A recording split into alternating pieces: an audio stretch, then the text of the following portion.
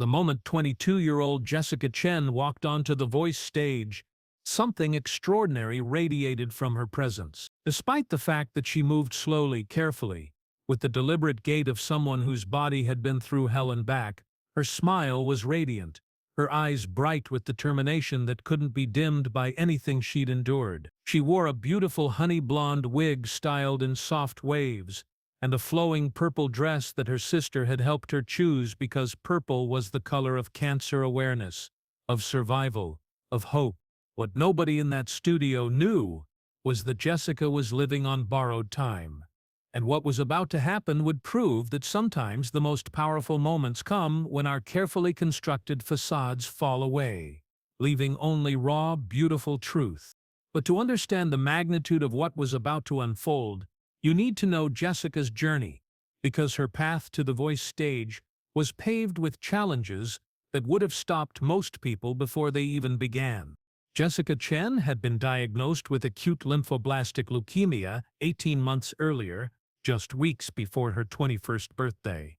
She had been a junior at UCLA, studying music therapy, with dreams of using music to help others heal. The irony wasn't lost on her that she would now need music to help heal herself. The diagnosis had come after weeks of mysterious symptoms, extreme fatigue that she'd attributed to college stress, bruises that appeared without explanation, infections that wouldn't heal. When the doctor sat her down in that sterile white room and said the word leukemia, Jessica's world had stopped spinning.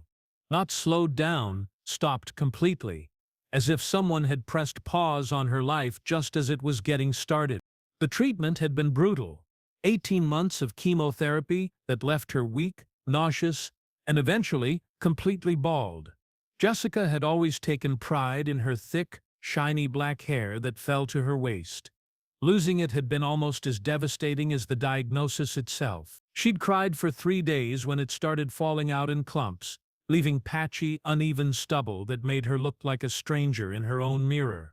But Jessica had something that couldn't be taken away by cancer, by chemotherapy, by any of the medical interventions that had consumed her life for the past year and a half.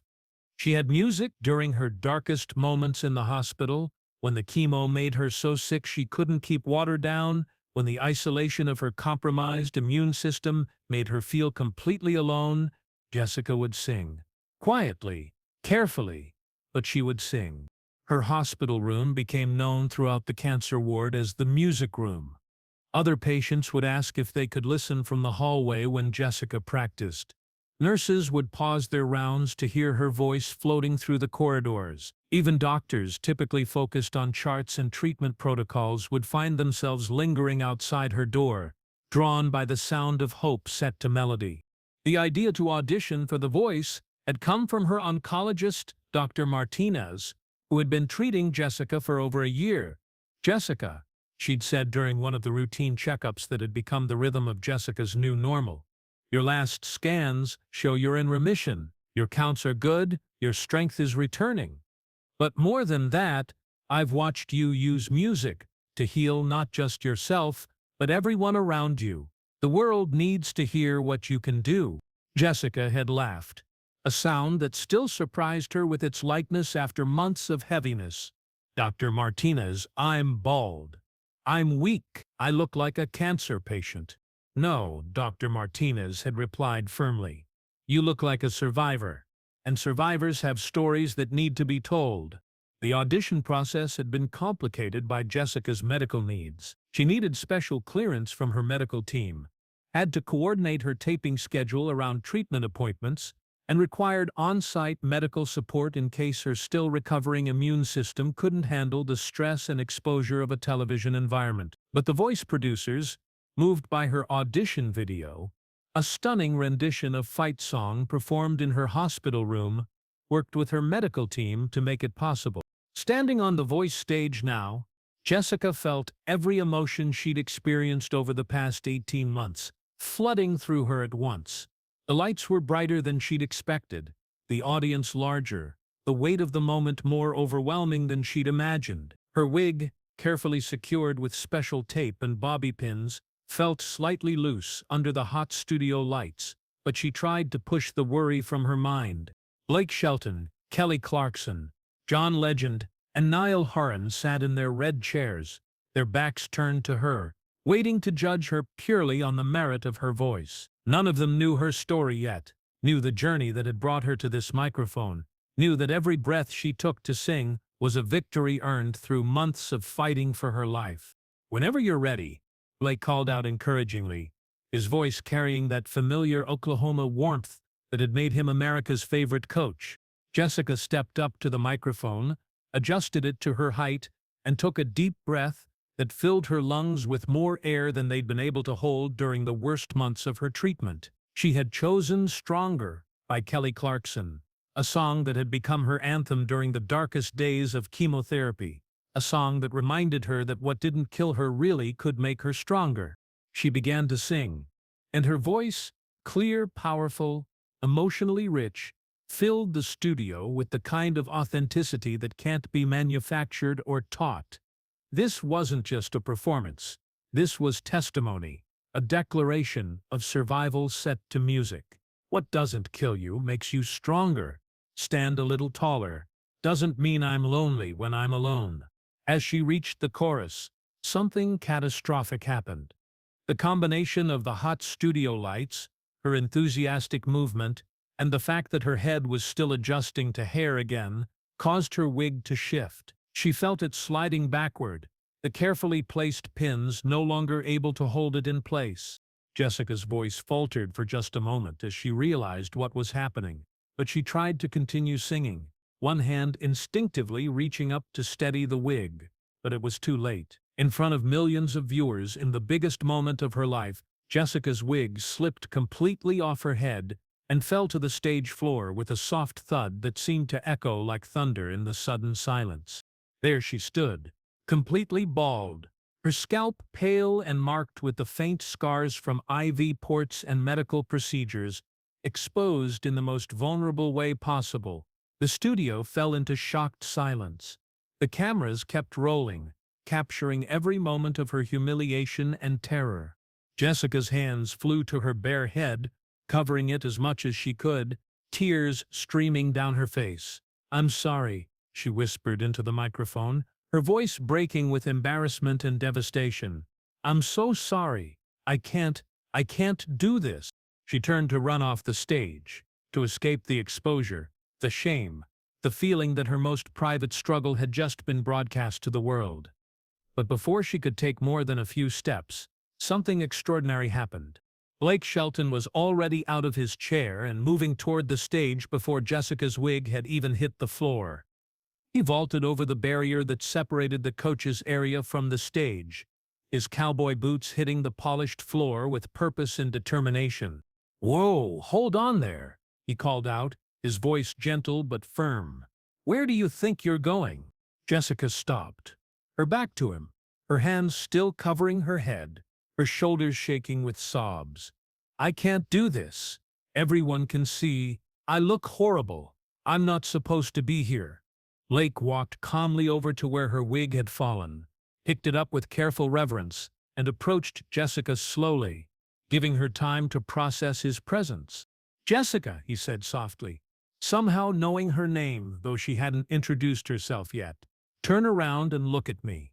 When she didn't move, Blake walked around to face her, his expression showing not pity or shock, but something deeper: respect, admiration, recognition of strength. "You know what I see when I look at you?" he asked, his voice carrying across the silent studio. "I see someone who's been through hell and came out singing.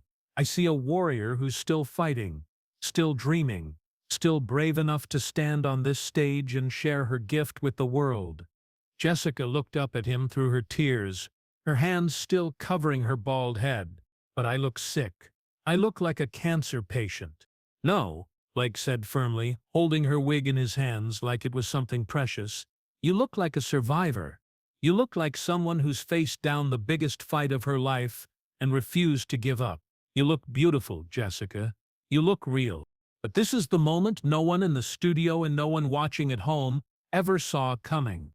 Blake held out the wig to Jessica, but instead of just handing it back, he spoke to the entire studio. his voice carrying the authority of someone who had spent decades understanding what real strength looked like. Ladies and gentlemen, this young woman just showed us something that most people never have the courage to show. She showed us what it looks like to be vulnerable, to be real, to be human in a world that often demands perfection. He turned back to Jessica, his voice gentle but strong. Now, Jessica, you have a choice. You can put this back on if it makes you feel more comfortable, and that's perfectly fine. Or you can leave it off and show the world that beauty and strength come in all forms. Either way, you're going to finish your song, because I heard enough to know that you've got something special to share. Jessica looked at the wig in Blake's hands, then at his face, then at the other coaches who had all turned their chairs and were watching with expressions of support and encouragement. Kelly Clarkson had tears streaming down her face. John Legend was nodding encouragingly. Niall had his hand over his heart. "What if people think I'm ugly?" Jessica whispered, her deepest fear finally spoken aloud. Blake's voice took on a quality that was both tender and profound. "Jessica, you just sang about what doesn't kill you, making you stronger. Cancer tried to kill you, and you're still here. You're still singing. You're still dreaming. If that's not beautiful, I don't know what is." Jessica looked at her wig for a long moment, then at Blake's encouraging face, then made a decision that would change her life forever. "I want to finish my song," she said, her voice growing stronger, "but I want to finish it as me, the real me." Blake smiled, his eyes bright with unshed tears. "That's my girl." Jessica handed the wig back to Blake, squared her shoulders, and walked back to the microphone. Standing there, completely bald, scars visible, but chin raised with newfound confidence, she looked more beautiful than she ever had with hair. She finished stronger, with a power and authenticity that shook the entire studio. Every note carried the weight of her journey. Every word was infused with hard-earned wisdom about what it meant to survive, to fight, to refuse to give up even when everything seemed impossible. When she hit the final high note, her voice soaring with freedom and truth, the studio exploded. All four coaches hit their buttons simultaneously, their chairs spinning to face a young woman who had just redefined what courage looked like. Blake was already walking back toward the stage before the other chairs had finished turning. When he reached Jessica, he didn't hesitate. He pulled her into a hug that was equal parts congratulation and protection. "Jessica," he said, his voice thick with emotion, "that was one of the most powerful things I've ever witnessed in my life. You didn't just sing that song. You lived it, and you made everyone in this room live it with you." Kelly Clarkson herself moved to tears, spoke up from her chair. "Jessica, honey, I wrote that song, but you just showed me what it really means. Your courage, your authenticity, your refusal to hide who you are, that's what real strength looks like." John Legend added, "Jessica, what you just did was revolutionary. You showed us that perfection is overrated, that real beauty comes from authenticity, from courage, from the willingness to be vulnerable in pursuit of your dreams." Niall, clearly emotional, said simply, "You're the strongest person I've ever met, and you just gave the most beautiful performance I've ever seen." Jessica chose Team Blake, not just because he had been the first to help her, but because she recognized in him someone who understood that the best music comes from the most honest places, someone who valued truth over perfection. Over the following weeks, Blake became more than Jessica's coach. He became her champion, her advocate, and her friend. He worked with the voice production team to ensure Jessica had the medical support she needed, the understanding about her ongoing recovery, and most importantly, the encouragement to continue being authentically herself. "Working with Jessica changed everything for me," Blake said in an interview during the live shows. "She reminded me that the most powerful performances don't come from perfect voices or flawless appearances. They come from people who've lived something real and have the courage to share that truth with the world." Jessica's journey through the competition became a masterclass in resilience, authenticity, and the power of music to heal and inspire. Her version of Fight Song brought the studio to its feet. Her duet with Blake on I Can See Clearly Now showcased her ability to find joy and hope even in the darkest circumstances. Each performance was a testament to the fact that survival isn't just about living through something, it's about thriving in spite of it. During the finale, Jessica performed an original song she had written during her treatment, called Bald and Beautiful, as she sang about learning to love herself without hair, about finding strength in vulnerability, about discovering that real beauty comes from within. There wasn't a dry eye in the studio. Jessica finished second in the competition, but her real victory was already won. She had shown millions of viewers that perfection is overrated, that authenticity is powerful, and that some of the most beautiful moments come when we stop trying to hide who we really are. In her final performance speech, Jessica's words were clear and strong. I want every person going through something difficult to know that your scars don't make you broken. They make you real. They make you beautiful. They make you worthy of love and dreams and all the good things life has to offer. Blake stood behind her throughout her speech, his hand on her shoulder, tears streaming down his face, as this 22-year-old cancer survivor taught the world a lesson about courage, beauty, and the power of being authentically yourself. Today, Jessica continues to perform throughout California and beyond, using her platform to advocate for cancer awareness and to show the world that beauty comes in many forms. She performs both with and without wigs, depending on how she feels, because she's learned that she's beautiful either way. The wig that fell on the Voice stage is now framed in her apartment, not as a reminder of embarrassment, but as a symbol of the moment she chose courage over comfort, authenticity over perfection. Blake Shelton learned something that night that changed his approach to music forever. Jessica taught me that the best artists aren't the ones who look perfect or sound perfect. The best artists are the ones who aren't afraid to be perfectly human. Because sometimes the most beautiful moments come when our carefully constructed facades fall away. Sometimes the most powerful performances happen when we stop trying to hide our struggles and start sharing our strength. And sometimes a 22-year-old cancer survivor can teach a country superstar and millions of viewers what it really means to be beautiful, inside and out. Jessica Chen proved that The Voice isn't about having the perfect look or the perfect sound. It's about having the courage to be perfectly, authentically, beautifully yourself, scars and all.